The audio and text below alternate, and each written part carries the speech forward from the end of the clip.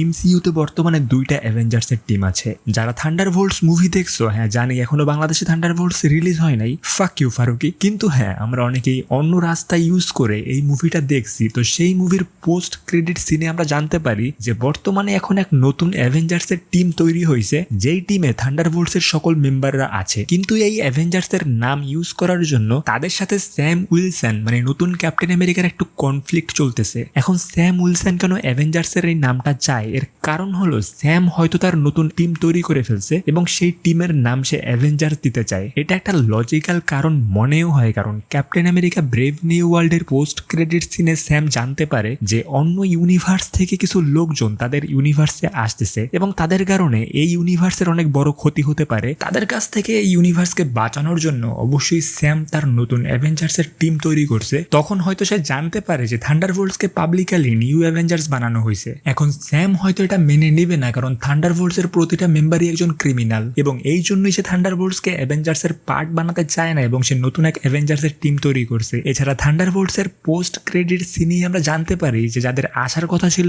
অন্য ইউনিভার্স থেকে, তারা হলো ফ্যান্টাস্টিক ফোর এবং তারা চলেও আসছে। তো এখান থেকেই ডুমসডের স্টোরি শুরু হলো এবং ডুমসডেতেই আমরা অ্যাভেঞ্জার্সের এই দুইটা টিমকে একসাথে দেখতে পাবো।